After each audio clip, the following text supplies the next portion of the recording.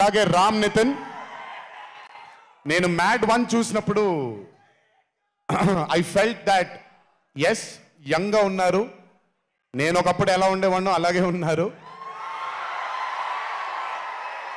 Maybe కొంచెం ఎక్స్పోజర్తో camera ముందు నిలబడడం అంత ఈజీ కాదండి, దోల తీరిపోద్ది. మీ ముందు నిల్చొని మాట్లాడడం ఎంత దోల తీరిపోద్దో కెమెరా ముందు కూడా నిల్చోవడం అంతే దోల తీరిపోద్ది. త్రివిక్రమ్ గారిని అడగొచ్చు మీరు, ప్రతిసారి షూటింగ్ వెళ్ళినప్పుడు నాకు షివరింగే వస్తుంది, అదంతా మీకు తెలియదు కానీ but today when I saw Mad 2 I think Ram Nitin has killed it. చాలా చాలా చాలా చాలా బ్యూటిఫుల్గా చేశాడు, చాలా అద్భుతంగా చేశాడు.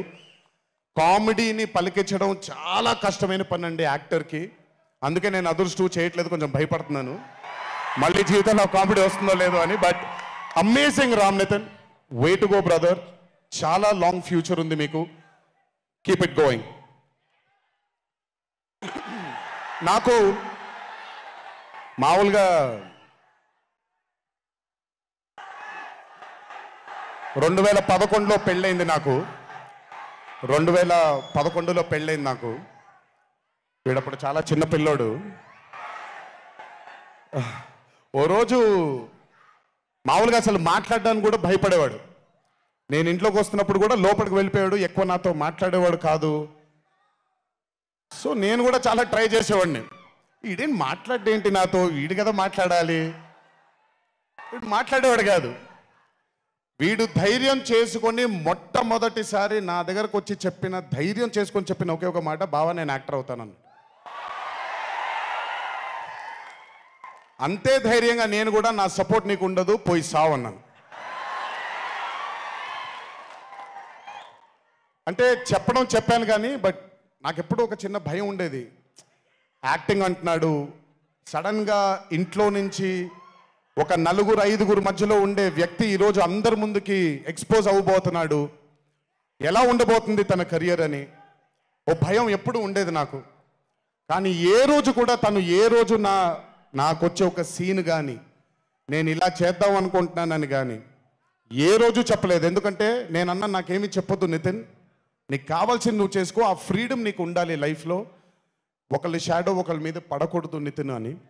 తను ఏ రోజు నన్ను ఎప్పుడు అడగలేదేది, తను చేసుకుంటూ వెళ్ళాడు. ఈరోజు చాలా గర్వంగా ఉంది తను చూసి.